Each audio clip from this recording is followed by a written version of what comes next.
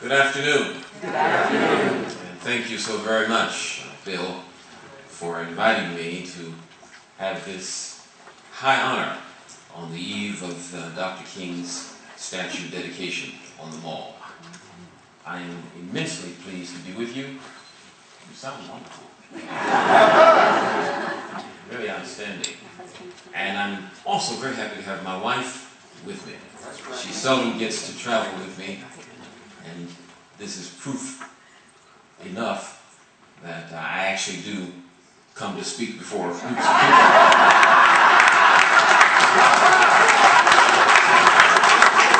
She's always waving at the door.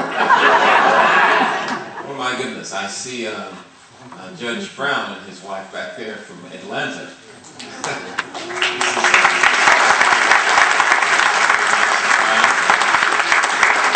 Let me ask, is Ann Fields Ford here? Yeah. Stand up. I want everybody to see you.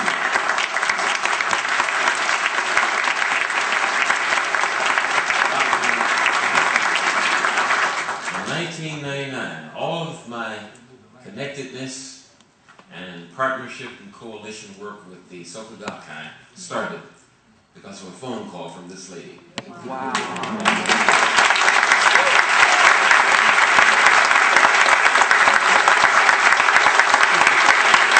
That was the phone call that probably symbolized the Buddhists coming to the aid of the Christians. We weren't doing so well, but when the Buddhists came in, the cross was much easier to bear.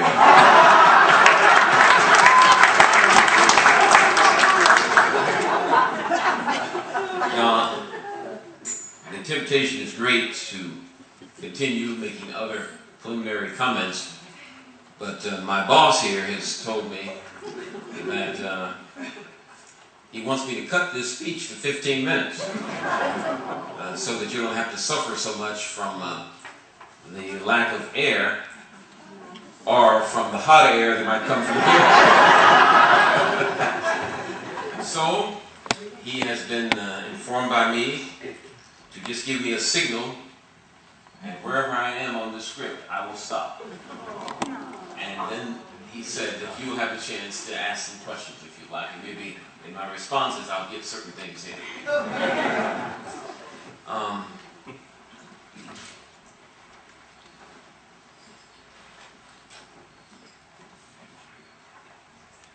He gave me the topic, as he has announced, of Martin Luther King Jr., Beyond Black and White. And I have come up with another title to supplement that one, in light of what I'm going to say. And that is, When Martin Luther King Jr. Returns to Wall Street.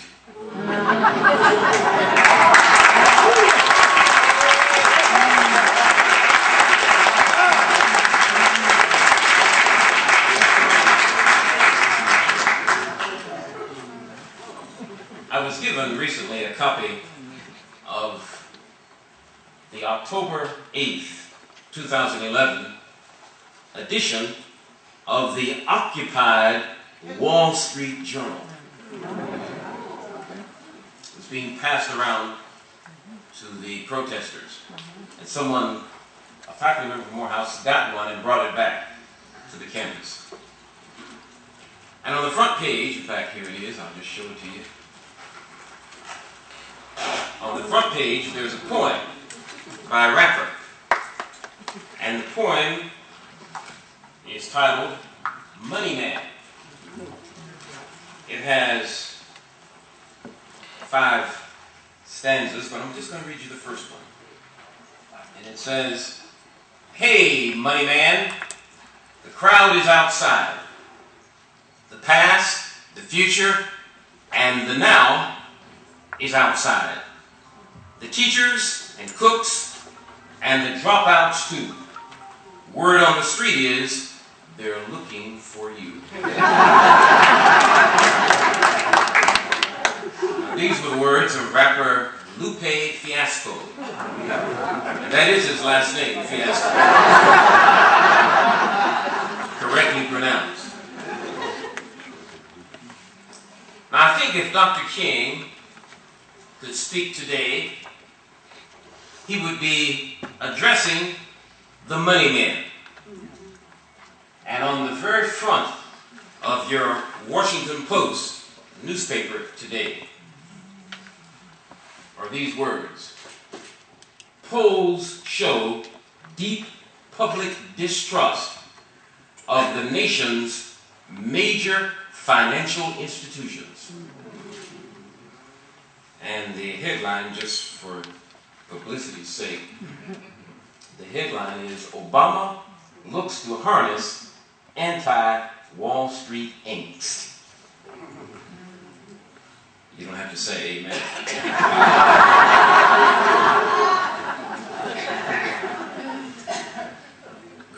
What would Dr. King be addressing to the money men?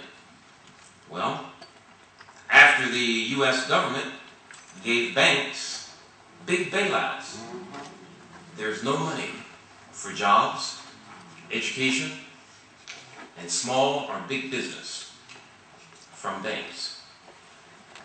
Now, Bank of America charges $5 a month, and Wells Fargo charges $3 a month for its credit card holders' use of their debit cards. While my bank, SunTrust of Georgia, only charges customers who don't make much money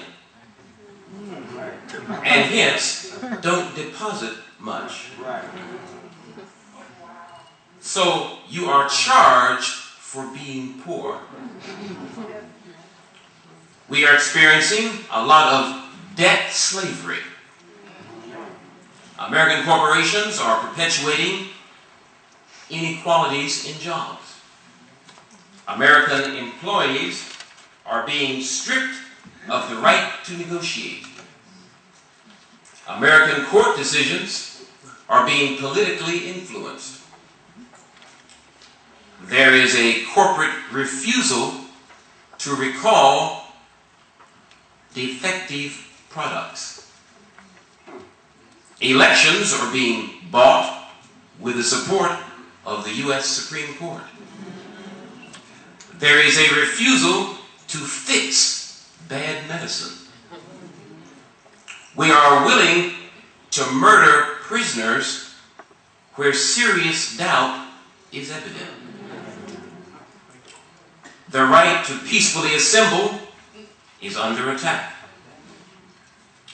People first, not property, is not a popular slogan in corporate America.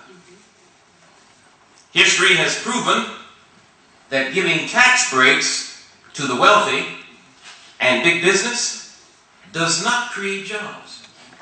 Yet, the conservatives keep asking for tax breaks for the rich.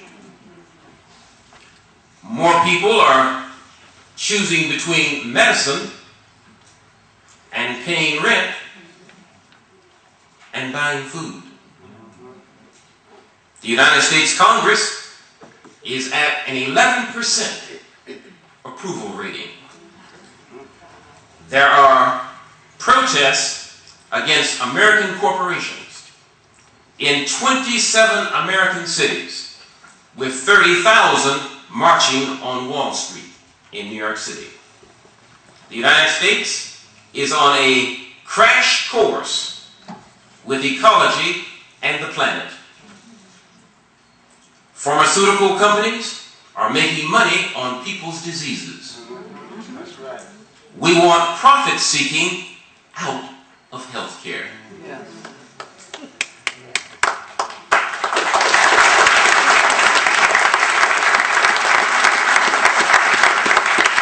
Dr. King will be addressing all of this today. Many Americans believe that with the election of Barack Hussein Obama as the 44th President of the United States, and first African American, 40 plus years after the passing of our American Moses, Martin Luther King Jr., we believe that we as a nation had arrived in the promised land of the Joshua generation. Many people believe that. Yes, they did. But the challenges of our contemporary reality that I have just listed for you suggest that the Kingian biblical interpretation of the promised land should be revisited. To understand Martin Luther King Jr. on the eve of his statue dedication on the National Mall and how he might respond to our contemporary dilemmas, you must see him in the context of the biblical witness. King was an interpreter of the Bible and a Christian humanist. He did not see the promised land in terms of territorial imperatives. Contrary to popular opinion, God is not interested in real estate.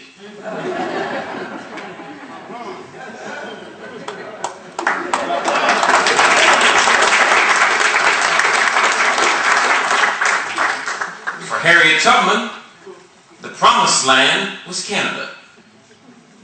For Marcus Garvey, it was Africa, free from colonial government.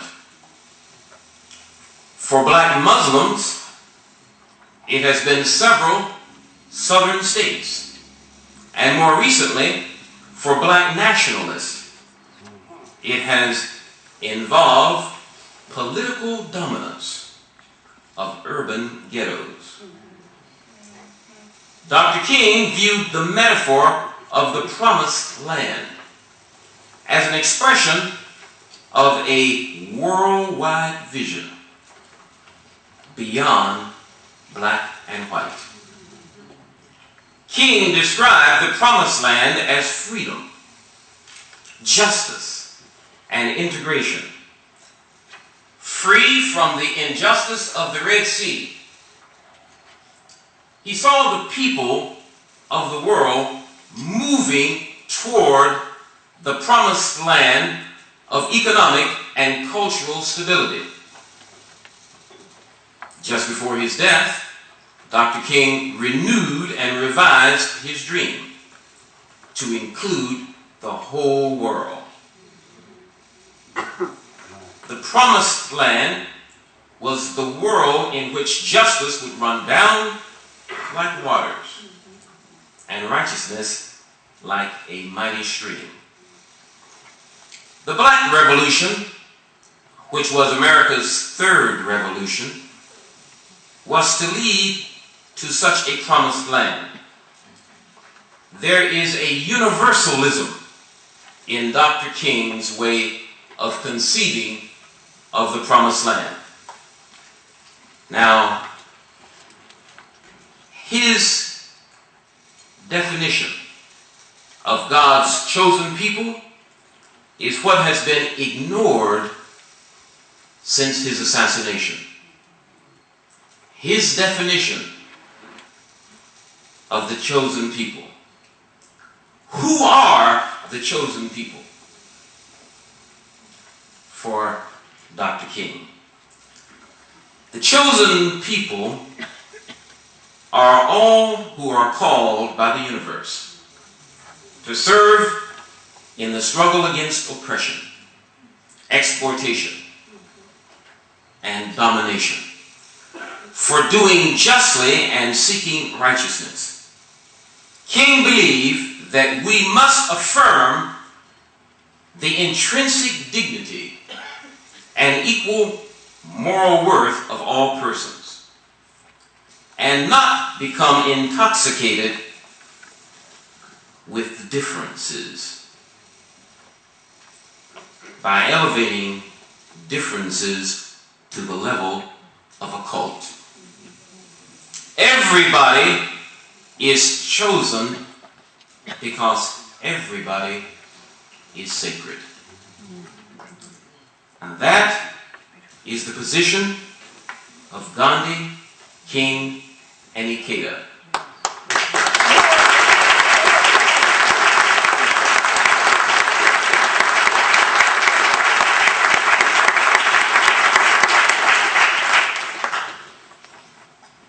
When I first arrived in Atlanta, Mrs. King invited me to her home, and she told me in 1979 what she missed most about her husband's ministry. She said she missed his ability to interpret the social scene from a biblical, a theological, and an ethical perspective.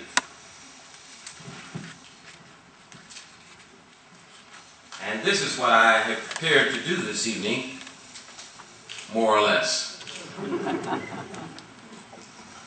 Gandhi predicted that the American Negro would teach the world nonviolence from a deep place of spiritual awareness. But Martin King didn't limit the teaching to one race or ethnic group.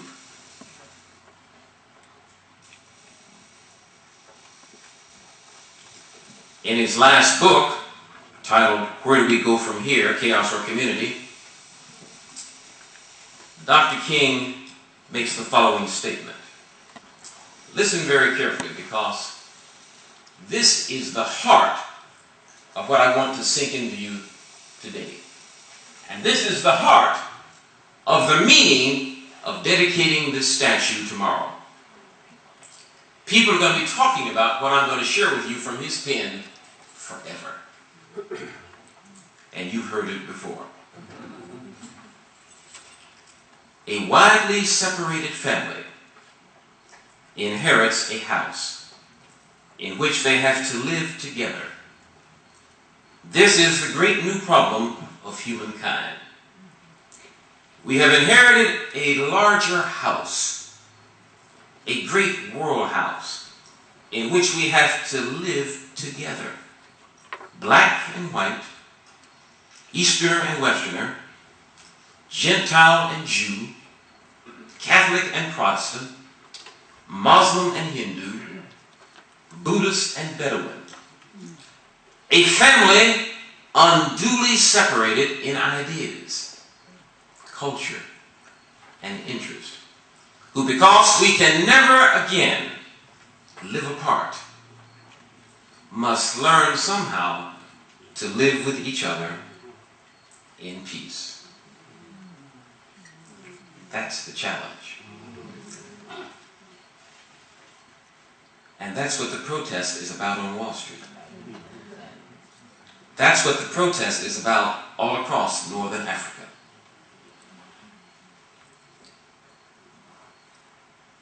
And that's why Dr. King's life, his message, and his mission are so terribly important for us to grasp today. I think Dr. Ikeda gets it. And I am very pleased everywhere I go to say, yes, Dr. Ikeda, a Nichiren Buddhist, is a peace mentor of a Christian Baptist in Carter.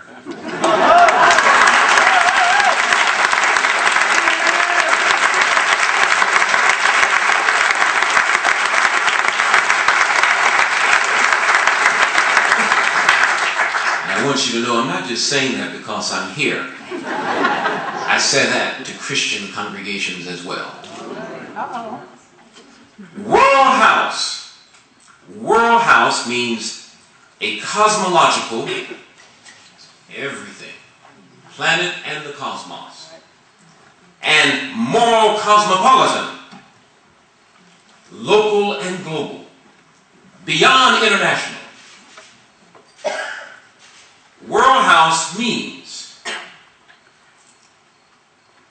a cosmological and moral cosmopolitanism, where nationalism, pluralism, and multiculturalism are not the conceptual characteristics limiting individual identity to the neat ethnic or racial prisms. Now, what I just said is I want you to get out of some boxes. The nation box, the race box. Make your own list. The gender box, the language box, the food box, the religion box. You've got relatives and cousins that belt the world. You are part of a great family. It takes us from individual neighborhoods to inclusive worldhood, to intergalactic neighborhoods, and the phenomenon of world without end, as a living system that is all around us, a belonging into which humans are thrown, called to inhabit, stand as humans, from which we have evolved and are sustained.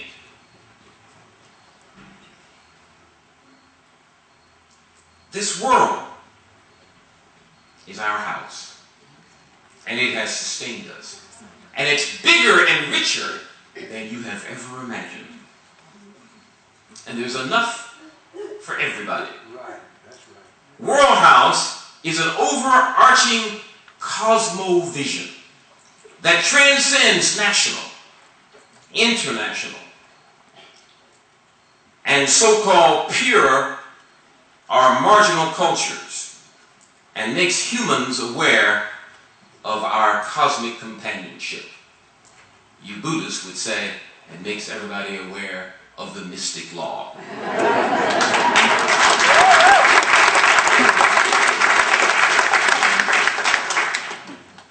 In Martin Luther King Jr.'s World House, every person ought to seek nonviolent caring for all human personality, animals, and the cosmos.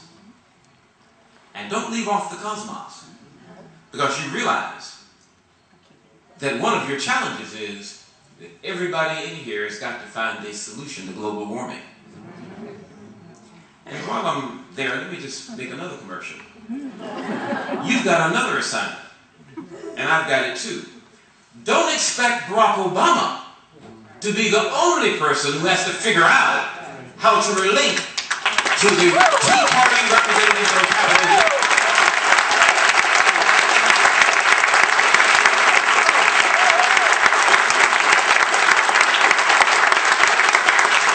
That's our assignment too. Just like Martin King had to figure out how to relate as a Christian to white Southern segregationists. How to relate to them in a way that did not violate their humanity, but respected their humanity while appealing to their conscience. This is the assignment we've all got. Act to honor the dignity and inherent value of so-called others and the environment. Our goal is an ever-expanding humanity and continued socialization and formation as a human being. You're still forming as a human being, as an ongoing process that does not stop with legal adulthood. I know some of you think that when you got to certain points in your life, that was it. You arrived. No. This whole thing called human life is an evolutionary emergence. We're all in a state of constant becoming. That's why the Christians are heard to say, The Lord is not finished with me yet. The Buddhists will echo, and we know.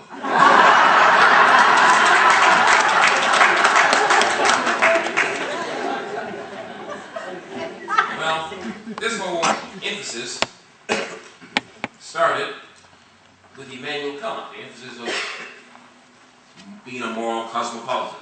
I'll skip that paragraph. The image of the moral house inspires the development of an ethic of hospitality, grassroots diplomacy, sometimes called by Dr. Ikeda second-track diplomacy, citizens diplomacy. It inspires forgiveness, the demilitarization of life and land, and loyalty to all humanity as a viable moral cosmopolitan response. World House suggests inner dialogue, interpersonal dialogue, and travel as the Magna Carta of world civilization as we preach peace, practice peace, and work for peace. My wife says this is a participatory experience, that we are a communal people. There's no such thing as a self-made person. Everybody is dependent on somebody to have gotten you in the chair you're sitting in right now. Dr. King said, before you get out of the house in the morning, you've depended upon half of the world to get you dressed, through all of your toiletries, through your breakfast, and into your car and to work. No such thing as a self-made person. The goal of the World House perspective is to direct everyone toward becoming spiritually one. We are already geographically one Earth. You know that, don't you? The whole digital age has become the nervous system of the planet. We must stop trying to use our resources to protect our fake borders. We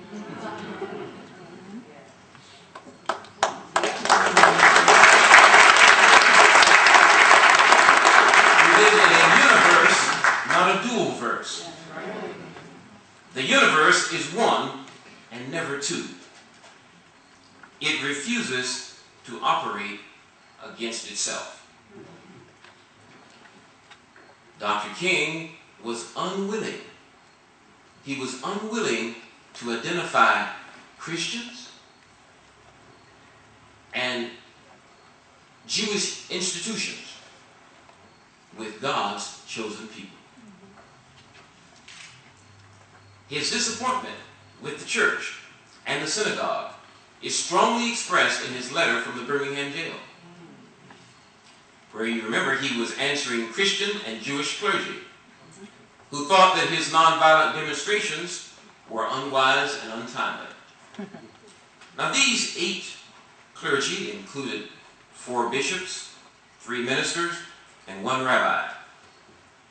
And they pleaded with him for honest and open negotiations in Birmingham. Now hear that. They pleaded with him. As if African American civil and human rights were negotiable. They didn't think that the civil and human rights of whites were negotiable. They were demonstrating, like Pharaoh's magicians, another way in which the churches were aiding in the maintenance of the racial caste system in the United States. The members of these wealthy white mega churches in the American South had blemished and scarred the body of Christ. How? Through social neglect and through fear of being nonconformist. Now that's shop talk language for Christians, blemishing the body of Christ. That's what the church is supposed to be.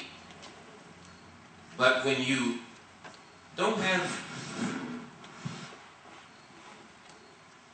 a strong sense of social ethics,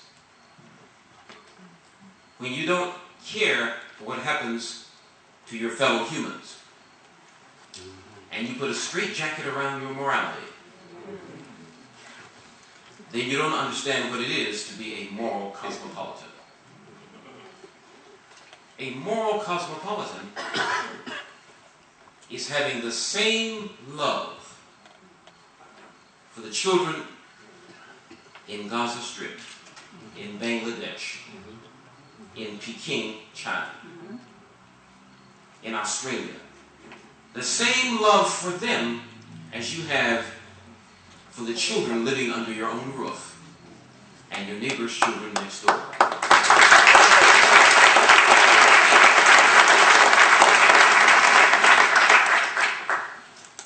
Now, I could continue with my critique of the church, but I have about 1 minute. And so, let me just conclude by saying everybody in the room must leave here conscientioused.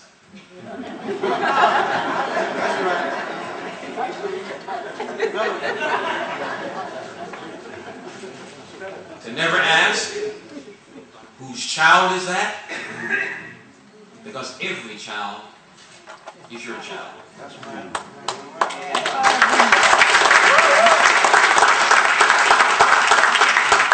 Don't ask, why are they demonstrating on Wall Street and in 27 American cities? Those people have been forced to have the courage to be unpopular. Right. That's right.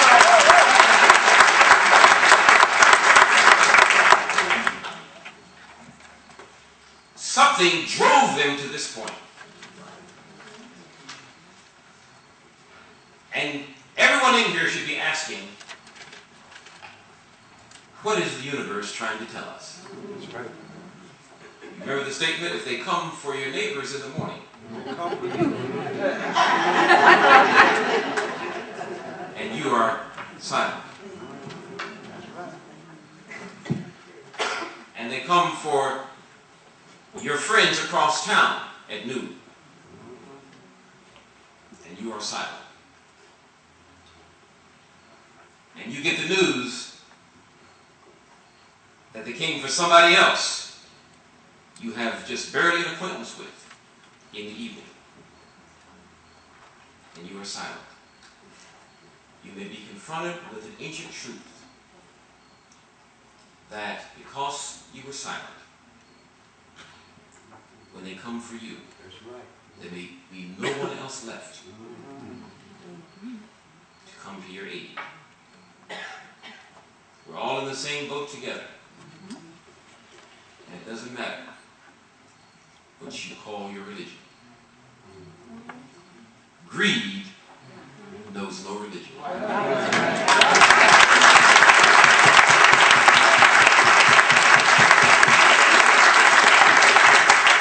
And for some of you, it's just a hunk of stone on the wall. But to many others who remember, who lived through that period, for those who want to leave the world better than you found it,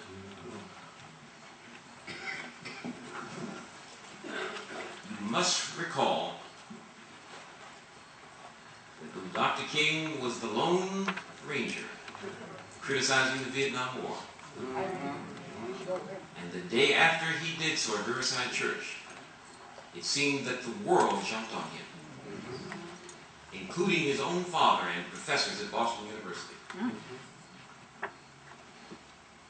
But when UPI and AP announced his death and chimed it from coast to coast and continent to continent, we all know that almost in the twinkling of an eye, the world started announcing that Martin King may have been the only winner in the Vietnam War for standing up and joining the Royal Order of the Extended Neck.